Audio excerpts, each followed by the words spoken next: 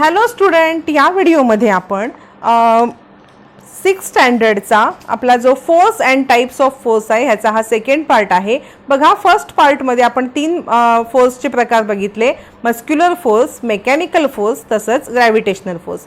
या व्हिडिओमध्ये आपण पाहणार आहोत मॅग्नेटिक फोर्स. मॅग्नेटिक फोर्स म्हणजे काय तर चुंबकीय बल, मराठीमध्ये त्याला म्हणतात चुंबकीय बल.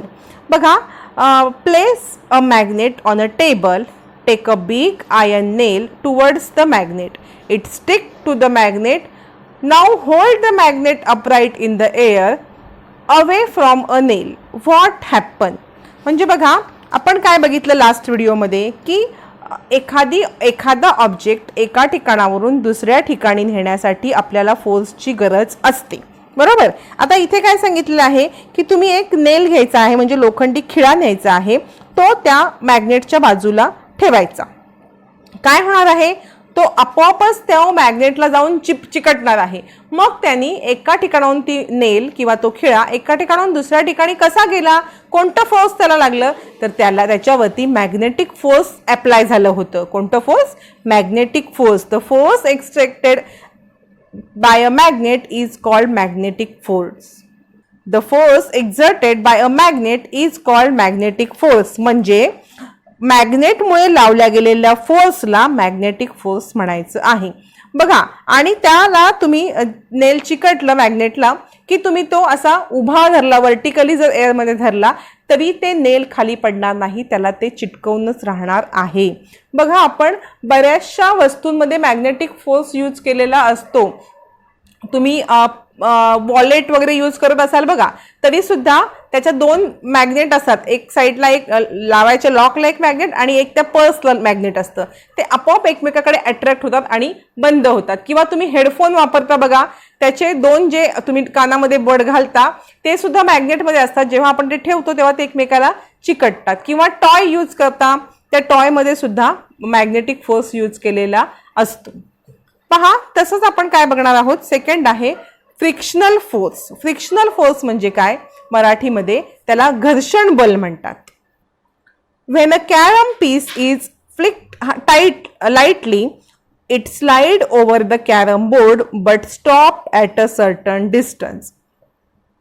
म्हणजे कॅरमची सोंगटी आपण अगदी हळू टिचकी मारली तरी सुद्धा ती कॅरमवरून घसरत जाते आणि काही अंतरावरती जाऊन थांबते. A ball rolling over a flat ground stop at a certain distance. Why does this happen? म्हणजे बॉल सुद्धा बघा एका ह्याच्यावरून घरंगळत जातो आणि ठराविक अंतर हे गेल्यावरती तो बॉल थांबतो. असं का होतं? बघा, काय सांगितलंय, when two surface rub against each other the force of friction comes into play, it always act against the direction of motion. म्हणजे जेव्हा 2 सरफेस एकमेकावरती घासले जातात तेव्हा त्यांच्यामध्ये फ्रिक्शनल फोर्स ऍक्ट करतो.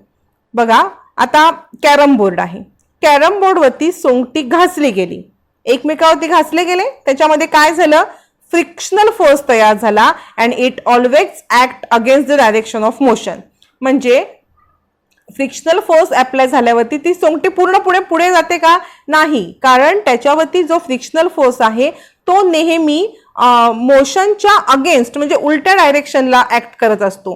त्यामुळे सर्टन डिस्टन्स गेल्यावरती ती सोंगटी थांबते किंवा जो बॉल घरंगळत चाललेला आहे तो काही अंतर गेल्यावरती थांबतो. कारण फ्रिक्शनल फोर्स हा मोशनच्या त्याच्या अगेन्स्ट काम करतो. It act against the direction of motion. त्या मोशनच्या डायरेक्शनच्या अगेन्स्ट काम करत असतो, तो विरुद्ध दिशेला काम करत असतो. When a brake is apply while riding a bicycle, it stop after running a short distance. How does the brake work? Between which part is friction produce? म्हणजे बघा, सायकल चालवताना आपण ब्रेक लावतो, ब्रेक लावल्यावरती सडनली स्टॉप होत नाही बघा, थोडंसं distance पुढे जातो आपण आणि मग आपण ते स्टॉप होतो. मग ह्याच्यामध्ये कोणत्या भागामध्ये फ्रिक्शन होतं असं विचारले तुम्हाला? जेव्हा आपण ब्रेक दाबतो तेव्हा आपली जी सायकलची चेन असते ती सुद्धा स्टॉप व्हायला थोडासा पुढे जाऊन ती स्टॉप होते, बरोबर. पुढे तुम्हाला काय सांगितलंय बघा, take 2 piece of smooth paper and 2 of sand paper and rub them against each other. दोन सॉफ्ट म्हणजे जे असे स्मूथ पेपर आहेत ते घ्यायचे आहेत आणि दोन सँड पेपर घ्यायचे आहेत. एकमेकावरती सँड पेपर म्हणजे जे खरखरीत असतात बघा, आपण पॉलिशसाठी वगैरे यूज करतो ते पेपर घ्यायचे आहेत. ते एकमेकांवरती घासायचे आहेत. काय होणार आहे ते एकमेकांवरती घासल्यावरती?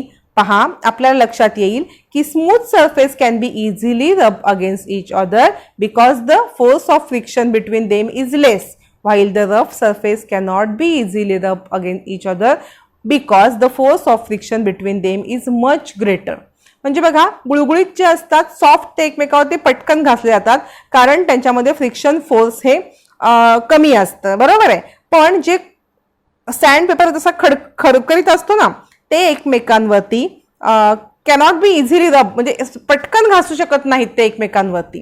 का? कारण त्याच्यामध्ये the friction between them is much greater. The force of friction, त्याच्यामध्ये जो फोर्स ऑफ फ्रिक्शन आहे तो खूप जास्त असतो. It is possible for us to walk on a ground only because of force of friction. If there is no friction we will slip and fall. म्हणजे बघा, आपण जे चालतोय जमिनीवरती किंवा ग्राउंडवरती आपण जे चालतो ते ह्या फ्रिक्शन फोर्समुळेच चालतो. का? तर फ्रिक्शन फोर्स हा मोशनच्या अगेन्स्ट असतो नेहमी, त्यामुळे आपण चालताना पडत नाही. कळते तुम्हाला? जर फ्रिक्शन फोर्स हा त्या मोशनच्या त्याला जर ऑपोजिट वर्क करत नसता तर आपण चालता चालता पहा, फ्रिक्शन फोर्समुळे आपण ग्राउंडवरती चालू शकतो कारण फ्रिक्शन फोर्स हा मोशनच्या अगेन्स्ट ॲक्ट अपोजिट डिरेक्शनला ॲक्ट करत असतो. जर तो मोशनच्या अपोजिट डिरेक्शनला ॲक्ट करत नसता तर आपल्याला चालताना आपण पडलो असतो. असं कधी होतं? जेव्हा बघा ऑइली सरफेस असेल किंवा केळ्याची साल असेल तेव्हा आपण त्याच्यावरून पडतो कारण त्यावेळेला फ्रिक्शन फोर्स हा लेस असतो, कमी असतो, मग आपण पडतो. म्हणजे आपण असं बघितलं की गुळगुळीत ह्याच्यामध्ये कागदामध्ये फ्रिक्शनल फोर्स कमी असतो, तेच खरखरीत ह्याच्यामध्ये फ्रिक्शनल फोर्स ग्रेटर असतो. तशाच पद्धतीने चालताना आपण जर नॉर्मल आपल्या ग्राउंडवर चालत असू तर फ्रिक्शन फोर्स हा ग्रेटर असतो, पण जेव्हा तिथे ऑइली किंवा केळ्याचं साल बुळबुळीत असतं त्याच्यावरती पाय ठेवतो आणि फ्रिक्शनल फोर्स लेस होतो आणि आपण पडतो. A force of friction is generated between the wheel and wooden plank laid down under the car. Hence it can be pulled out from a mud. In short, the force of friction can either be decreased or increased as desired. म्हणजे बघा, लाकडी फळी टाकल्यावरती चाक आणि जे wheel असतं आणि ती फळी असते त्याच्यामध्ये घर्षण बल निर्माण होते आणि चिखलात अडकलेली मोटार काढता येते. चिखलात जर एखादी मोटार अडकली असेल तर काय केलं जातं? लाकडाची जी हे असते लाकडाची फळी थोडक्यात ती घातली जाते आणि त्याच्यावरून हे काढलं जाते. माहिती आहे का तुम्हाला? अडकलं असेल मोटार तर ते काय होतं त्याच्यामुळे टाकल्यामुळे? Friction can either be decrease, friction हे कमी होतं आणि ते आपल्याला काढता येते वरती. पुढे लास्ट तुम्हाला फोर्स दिलेला आहे इलेक्ट्रोस्टॅटिक फोर्स म्हणजे स्थितिक विद्युत बल. तुम्हाला हा फोर्स समजून घेण्यासाठी एक एक्सपेरिमेंट दिलेला आहे. Spread small piece of paper on a table, rub a piece of thermocol or an inflated balloon against silk cloth and bring it near these piece. कागदाचे बारीक बारीक तुकडे करायचे आहेत किंवा थर्माकोलचे तुकडे करायचे आहेत आणि एक फुगा फुगवायचा, तो एका सिल्कच्या कापडवरती घासायचा आणि त्या तुकड्यांजवळ आणायचा आहे. काय होईल? तर ते तुकडे चिकटतात त्या फुग्याला.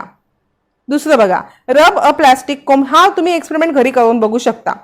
कंगवा घ्यायचा आहे आणि तो मस्तपैकी घासायचा केसांमध्ये आणि काय करायचं? ते जे तुकडे आपण करून ठेवलेत बघा इथे तुम्ही दिसते त्या तुकड्यांजवळ न्यायचा. इथे पण सेम होणार आहे. हा कंगव्याला हे कागदाचे तुकडे चिकटणार आहेत. Rub a peacock feather between two pages of notebook and bring it near your finger. What do you see? In this above activity, the piece of paper, hair and peacock feather are seen to move. Why does this happen? म्हणजे बघा, जेव्हा आपण पिकॉकचं feather हे वहीच्या दोन कागदामध्ये ठेवतो, मग ते दोन कागदामध्ये घासून ते बोटाजवळ आणायचं तर ते बोटाला आपल्याला चिकटतं आणि पीस हे आपल्याला हलताना दिसतं. इथे पण बघा, जे कागदाचे तुकडे ह्याला चिकटतात ते असे हलताना दिसतात. मग ह्या सगळ्यामध्ये कोणता फोर्स निर्माण झाला? ह्याच्यामध्ये स्टॅटिक इलेक्ट्रिक फोर्स किंवा ह्याच्यामध्ये इलेक्ट्रिक फोर्स निर्माण झालेला आहे. The static electricity is produce on material like rubber, plastic, ebonites due to friction. The force exerted by such electrical charge material is called electrostatic force किंवा static electric force. म्हणजे कशामुळे तर दोन वस्तू एकमेकावरती घासल्यामुळे rubber, plastic, ebonite सारख्या पदार्थांवरती electricity produce होते आणि ही electricity produce झाल्या ज्या पदार्थामध्ये ही इलेक्ट्रिसिटी प्रोड्यूस होते त्याच फोर्सला स्टॅटिक इलेक्ट्रिक फोर्स किंवा इलेक्ट्रोस्टॅटिक फोर्स असं म्हणतात. याच्यामध्ये फोर्स प्रोड्यूस झाल्यावरती काय करतं, त्यांनी कागदाचे तुकडे अट्रॅक्ट केलेले आहेत किंवा तुम्ही फुगा घेतलात ना, आपला बर्थडेला बघा फुगे फुगवतो आपण, बर्थडे असतो तेव्हा फुगा फुगवायचा आणि तो असा मस्तपैकी घासायचा एखाद्या कपडावरती आणि नुसतं भिंतीला नेऊन करा तर तो फुगा भिंतीला आपोआप चिकटतो. त्याच्यामध्ये इलेक्ट्रोस्टॅटिक फोर्स तयार होतो. पहा इथे आपण 6 बघितले फोर्सचे टाइप्स, 3 बघितले आपण फर्स्ट व्हिडिओमध्ये, 3 ह्या व्हिडिओमध्ये. आता आपण बघणार आहोत कंबाइंड फोर्स म्हणजे एकत्रित force. While an action is taking place various type of force act on object in question. You might have seen a roller coaster or the juggling of a sailboard on a seashore. A variety of force act towards in this case. To obtain more information about these types of work, trick science in Google search on the internet. इंटरनेटवरती तुम्हाला सर्चमध्ये जाऊन trick science असे type करा, तुम्हाला बरीच ही माहिती मिळेल. कशाबद्दल? Combined force. कंबाइंड फोर्स म्हणजे काय, एखादी क्रिया घडत असताना तिथे एकच फोर्स नाही तर जास्त फोर्स अप्लाय होतात. बघा रोलर कोस्टर किंवा समुद्र किनाऱ्यावरती तुम्ही गेलात तर सेल बोर्डवरच्या कसरती तुम्ही बघितल्या असतील, बरोबर. याच्यामध्ये विविध फोर्स अप्लाय केले जातात. तुम्हाला मी एक एक्झाम्पल सांगते की पहा आपण आता सायकल चालवता तुम्ही, तर सायकल चालवताना तुम्ही मस्क्युलर फोर्स यूज करताच, पण नुसतं मस्क्युलर फोर्स यूज करता का तर नाही, तिथे मेकॅनिकल फोर्स सुद्धा तुमचे ते मशीन जे आहेत ते सुद्धा वर्क करत असतात. मेकॅनिकल फोर्स सुद्धा तिथे काम करत असतं. म्हणजे एकच गोष्ट करताना आपण एकापेक्षा अनेक फोर्स वापरत असतो, त्यालाच म्हणायचं कंबाइंड फोर्स. रोलर कोस्टर वगैरे हे जेव्हा आपण त्याच्यात हे करतो, राईड करतो, तिथे बरेचसे फोर्स अप्लाय केलेले असतात. पुढे तुम्हाला अ लिटिल फन सांगितलेलं आहे की cut out fish shape from colored plastic sheet. Fix a pin on one side of a fishes. Take water in a big deep plate. Release the fish in it. They will float on the water. Take a magnet. Move it around over the water. म्हणजे प्लास्टिकचे रंगीबेरंगी मासे तयार करायचे, त्याला आयनच्या नेल टोचायच्या, टाचण्या, आणि पाण्यात सोडायच्या आणि वरून आपण मॅग्नेट फिरवायचं. काय होईल, मस्त ते एकमेकांकडे असे फिरत राहतील की जसे मॅग्नेटला चिपकायला येतील किंवा ते मॅग्नेट जसं फिरेल तसे सुद्धा फिरतील. पहा याच्यामध्ये आपण काय काय शिकलो ह्या लेसनमध्ये. What we have learn, force is required to bring about any action. Force is necessary for making an object move, to change the direction and motion and also to change the shape and object. म्हणजे force कशासाठी लागतो तर आपल्याला रोजच्या जीवनातल्या क्रिया पार पाडण्यासाठी फोर्सची गरज असते. तसंच एखादी वस्तू आहे तिला मोशनमध्ये आणण्यासाठी किंवा तिची डायरेक्शन चेंज करण्यासाठी फोर्सचा वापर केला जातो किंवा शेप चेंज करण्यासाठी सुद्धा. नंतर आहे there are various types of force such as muscular force, mechanical force, gravitational force, magnetic force, frictional force and electrostatic force. 6 force आपण या लेसनमध्ये पाहिलेले आहे. या व्हिडिओमध्ये इथे थांबूया. एक्झरसाइजचा व्हिडिओ मी अपलोड करणार आहे, तो सुद्धा पहा. तसेच आत्तापर्यंत झालेले सगळे एक्सप्लेनेशन प्लस क्वेश्चन आन्सरचे म्हणजे एक्झरसाइजचे व्हिडिओ चॅनलवरती आहेत, नक्की पहा. तसेच अजूनही चॅनलला सबस्क्राईब केलं नसेल तर सबस्क्राईब करा, बेल आयकॉन दाबा आणि लाईक करायला विसरू नका. व्हिडिओ लाईक करत जा. तसेच 6th स्टँडर्डच्या मित्रमैत्रिणींसोबत जास्तीत जास्त शेअर करा.